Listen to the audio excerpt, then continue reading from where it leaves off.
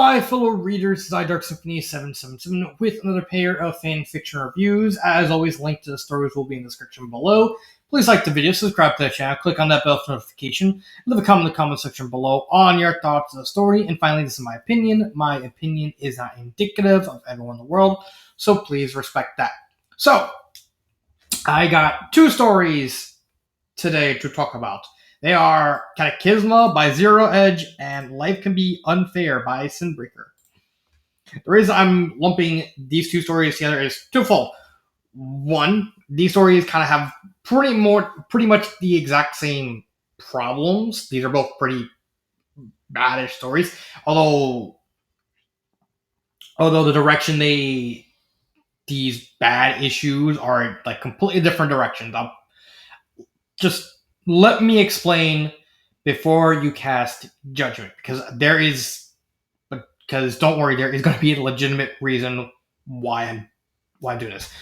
Reason number two, because I need to get these stories out of the way, because I got like these all five of these stories are pretty short. I need to make, and I need to like trim at least the ones that I'm not going to be able to talk about, mainly because these two are going to be together. If you're actually able to see this, and then this one's going to be by itself. So 2, 1. So let's get into these reviews. So first off, Cataclysma by Zero Edge. It's an Armored Core fanfiction. And oh boy, this one bad. I would argue this one is worse than this one. So, what is this story about? Well, this story is about a group of friends who pilot MTs. For those of you who don't know, Armored Core was a very famous franchise in the 90s and early 2000s that was made by From Software. Do you know what else From Software made? Dark Souls! Of course! And this was basically a massive franchise that spawned, I believe it was the mech combat genre, and became really wildly popular. It kind of fluctuated. I think they announced Armored Core 6 a couple months ago, but other than that, we don't really, as far as I know, we don't have any new news on what's going on with 6. So I wanted to at least try an Armored Core fanfiction, kind of talk about it. And I remembered this story was laughably bad. Laughably bad. So, back to the topic. This story is about a group of friends who pilot MTs, which are basically the prototypes that eventually get transformed into armored cores. So armored cores are like the big walkable suits of armors, and these are pilots of MTs, which are basically like mini armored cores, less defensive, less maneuverable, and stuff like that. And we have 3 characters named Zero. Yeah, gee, I wonder why. Blaze and Morrow. And these 3 guys, they're basically MTs, well, 2 guys and a girl.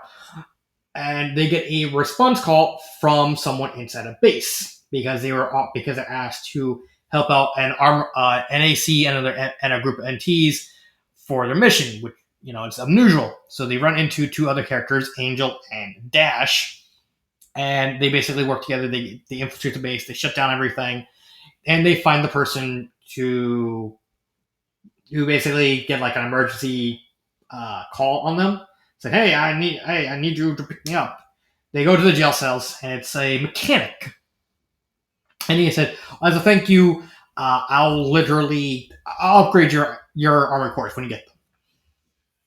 And right from the off, this is where we get all the bad stuff, because this story is really bad. I'm gonna lay it out. I'm gonna spoil myself for this one. I'm not recommending the story. No.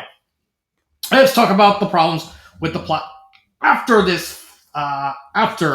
these first chapters. First off, it's in first person, and then randomly in the middle, halfway through the story, switches to third person. No rhyme or reason, it just does that. I can easily just show you. I believe it's here. Yeah, right here. Where is it? No, right here. There is. I can't remember specifically. Yep. I think it was past.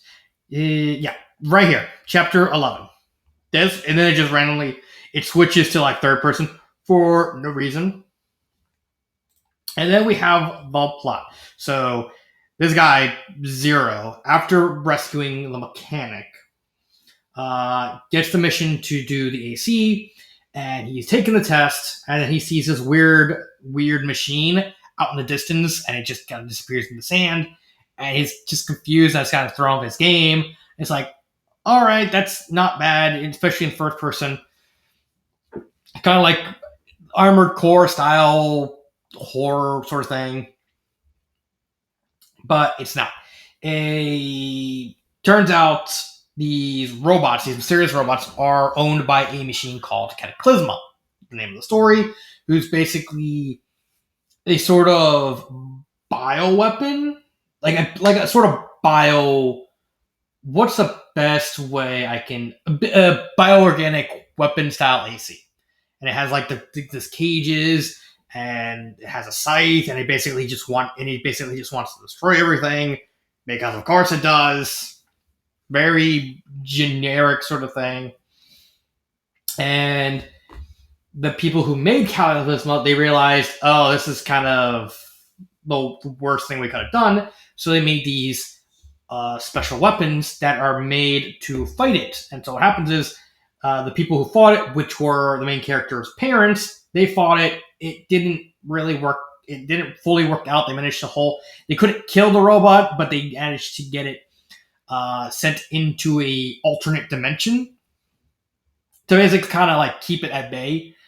It eventually broke out, took over one of the major corporations, Mirage, which is who sent the mission. Who sent the mission to them to start the mission, to start the whole event of the story, and basically also killed his parents when he was like a kid, and kind of set up the whole event so that way so that way they can try and keep the parts from being found, but they're found anyway. It's a really confusing mess plot wise, and quite honestly, the plot is like the best thing I can say about the story, because at least the core idea of the plot, like a bio organic weapon style armored core that's basically running a major corporation from the shadows, secretly building up these sort of like sand-like Mirage RACs, basically to just try and kill everyone, is not a bad idea. It's not. And then there's also like the little nuances in the story with Zero actually deliberately remembering things wrong. So early in the story, he mentioned when someone asked him, it's like, "Well, what happened to your parents?" "Well, they died when I was like 2 weeks." And later, he realizes that he got that he actually remembered wrong because of like traumatic experiences. Real thing. You can if something's gone on long enough, even if it's a bad memory, you can easily you might forget some details about it. Which is what happened. He just misremembered how long ago it was. And he basically just wants to take out the machine. He basically acts like a hero, sort of. It's classical stuff. And even at the end, when they do fight Cataclysma, they realize they can't really beat Cataclysma, so they pretty much have to do what his parents did and just basically just open the wormhole and kind of shove it in there. So I like the neat little touch that Cataclysm was just so overwhelmingly powerful that even when they get the new weapons and they kind of weld them into a custom AC, basically to fight Cataclysma, they can't really fully beat Cataclysma. They're only able to like open one of the guys that show up near the end, basically just opens a portal and just basically shoves himself and Cataclysm into it, so that way the world to save. The sacrifice, it's fine. However, everything else is dog shit. One thing, let's start with the characters. Zero, he's a Gary Stu. Let's not beat around the bush with that. He's a Gary Stu. He is a very obvious Gary Stu. He doesn't really have any flaws because he's just a generic guy. Pretty much all the characters are either very generic or they're very contradictory. Zero's just honestly the most blatant. He gets like he's the only one that gets like all these upgrades from the mechanic, despite the fact he promised, hey, I would upgrade all your ACs, but I'm only gonna get yours. And kind of hypocritical, but then again, he's the main character. It's fine. He doesn't really have any flaws. He just acts like a regular guy. There's just nothing interesting about him. He's the chosen one. He gets all the attention. He literally goes in like a 2-year coma, and like when he wakes up, he's like, he's here. The person who can beat the only person who can beat Cataclysma, because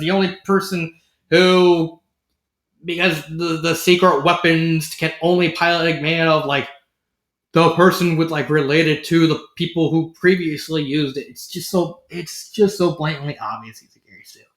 And then you have Morrow, who's his best friend, who basically starts out in the first chapter with saying that, when he was young, he was in an MT, and him and his family were attacked by an AC. And they fought back. His parents died, but he managed to have enough energy to like at least get like one lucky punch on the AC where the core is, where like the pilot sings, and a lucky punch to basically just kill the person inside the suit.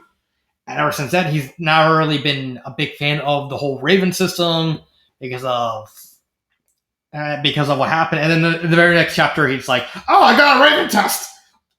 So you just completely contradict his character, and completely just... Good on you! Good on you for how bad that was. And then he just turns in like a cheerleader for Zero in the back, literally after this. Barely shows up. Or if he does, he's just there in the background. Then you have Angel and Blaze, the two girls, who do this weird song and dance with like a love thing. Like, the beginning, Zero rescues Angel. They hang out. He realized during like the first party with their test, Angel and Blaze, they get drunk, and Zero want to be the dog nice guy because he doesn't want them to get raped or anything. He picks them up, takes them home. It's like they both agree, we're going to live here. And then randomly Angel goes, you're sleeping with that skunk. I'm going to leave. And basically just acts like a bitch for no reason. They don't have the whole thing with Blaze is her and Zero don't have no chemistry. Him and Angel don't have chemistry. When Angel dies, when Cataclysma shows up, Angel dies. You don't care that much because you just don't care about the characters. There's just nothing. There's the mechanic. He's just there to just upgrade Zero's armor. And then even when he's in the coma, he's like, nobody had the time to get any more upgrades from him except for Zero, because he spent his whole time just rebuilding Zero's armored core from scratch with these mystical weapons that was only designed to fight and kill Cataclysma. And even then, he still loses to that because Cataclysma's that strong, and he's regarded as a savior. And then at the end, him and his wife, they die. And there's also Dash. He just acts like a generic guy. And then there's this whole plot line with like Dirham, but that's like never resolved or even expanded on. And then you go on to the grammar. There's lots of little grammars, mostly misspelling the pronouns of the main characters, like Blaze and Morrow. Sometimes will be capitalized, sometimes will be lowercase. But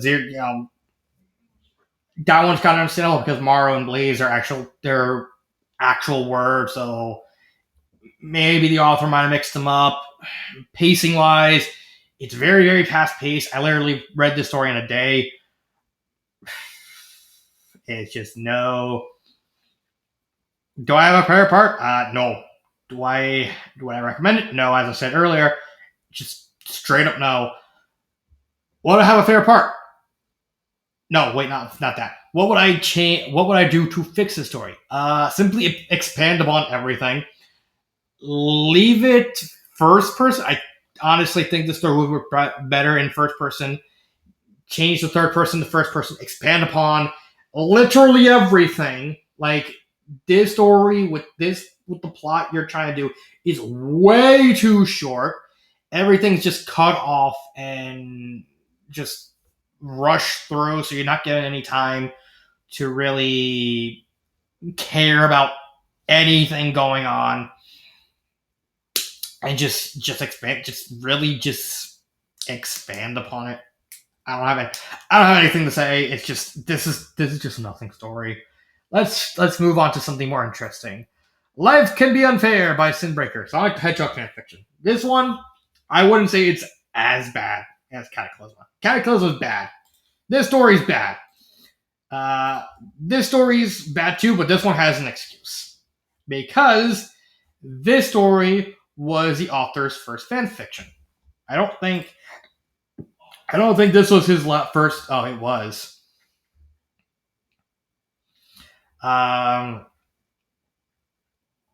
Yeah, this guy didn't even bother to like try and improve himself.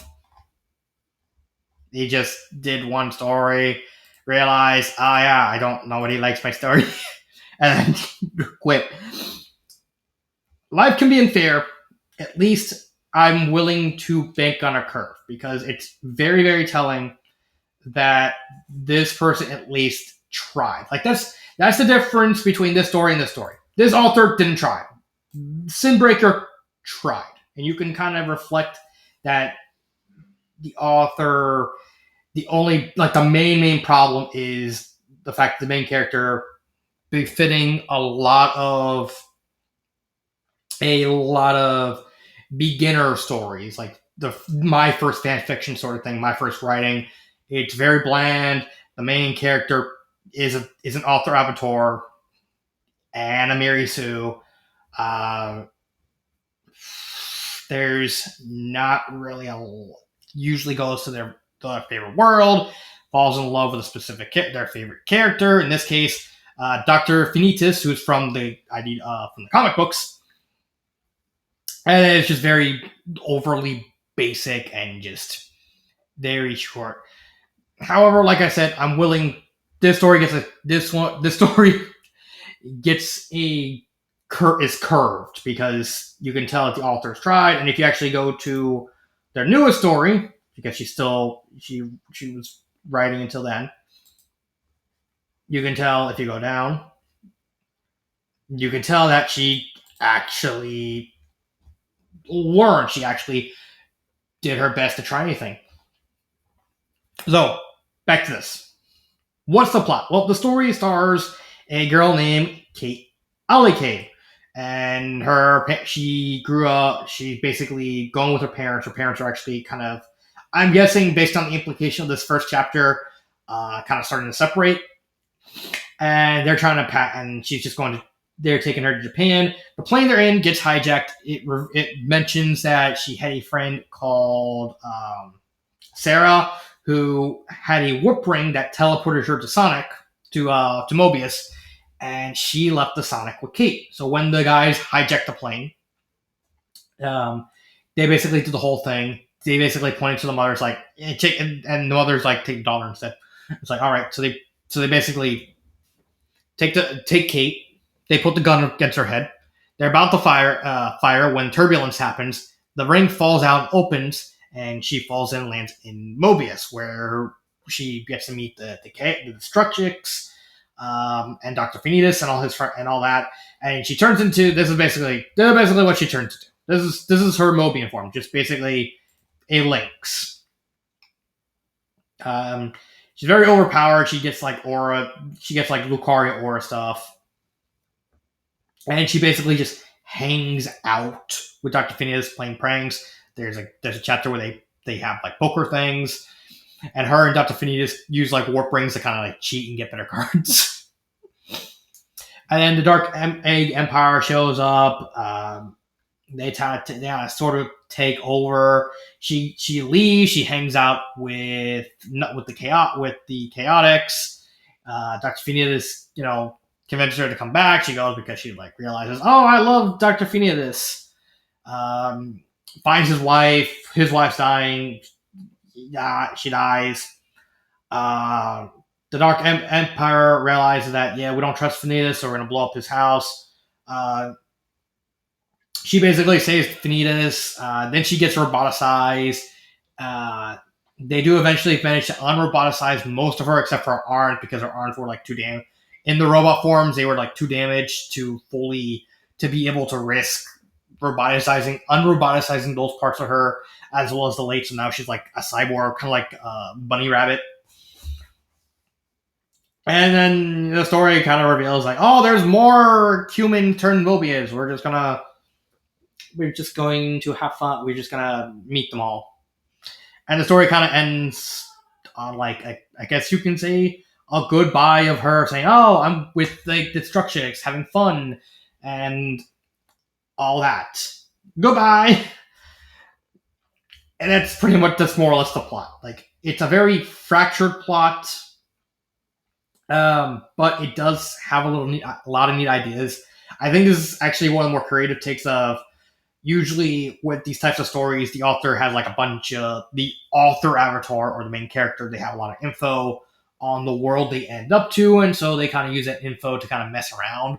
But with her, she kind of keeps it a secret by calling when she's caught by Dr. Phineas. She calls herself, "I'm an information broker," so I kind of dig around, find all this information. It's like, "Oh yeah, prove it," and every time they do, she finds like all these weird information. It's like, oh, I know about the Enerjacks. Say no more. And basically, that's how she's able to hang out, be with Dr. Phineas. It's like, oh, I can use an information broker to give me like all this juicy stuff. Mm-hmm. And she actually and it's actually implied at the end, she's actually trying to get into that legitimately. So she's actually kind of networking and stuff like that, which at least it's a creative take on that specific trope of these types of stories. Better than like, oh, I ended up in this world, I'm going to mess with it. I want to do something very illegal. Characters, we do have three. We have Kate. Like the only thing, Kate is like the only bad character in this story because of the simple fact she's a Mary Sue.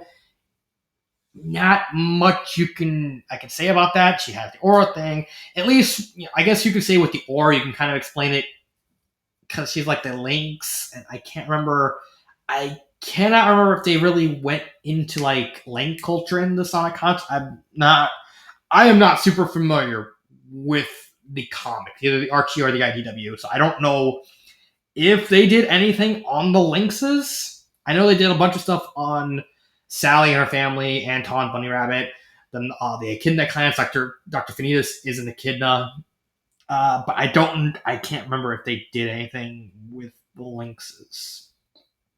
But if they didn't, you can that's an easy out. You can just say, oh, they're mystical. Sonic Hedgehog has mystical elements in it, so it's not too far fetched to kind of finagle the whole aura thing into the story. All the characters, the Destructics like Scourge and Julie Sue and Dr. Phineas, they're very basic. There's not much depth to them. They're just what you read at the beginning of the story, how they're introduced. That's kind of how they stay throughout the entire story. Besides Dr. Phineas kind of falling in love with Kate, but that's kind of weirdly interpreted as like a rebound thing because he mostly just hooks up with her because his wife dies. So it does kind of look like it's a rebound move, which is like never the best thing ever.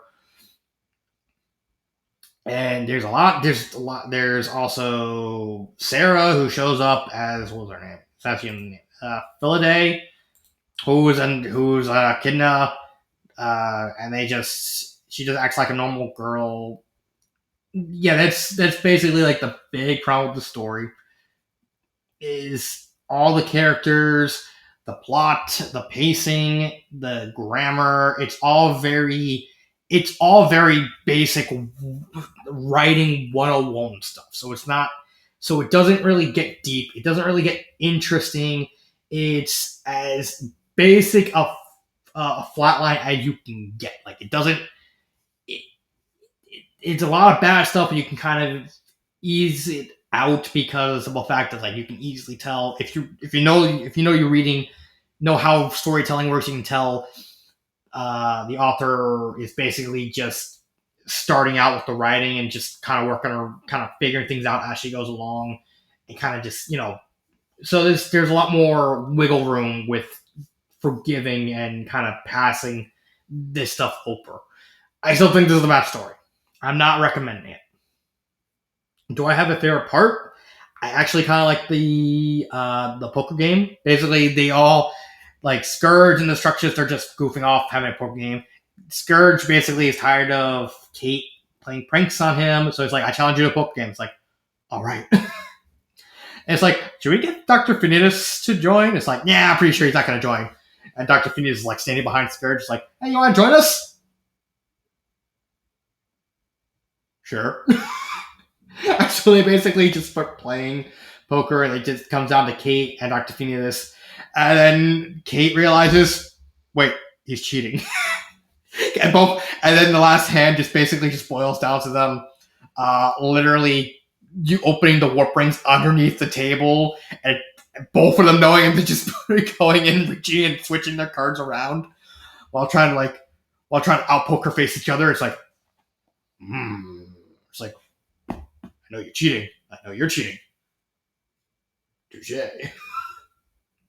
And then once they realized they tied and got like both straight flushes, it's like, well, let's do it without cheating.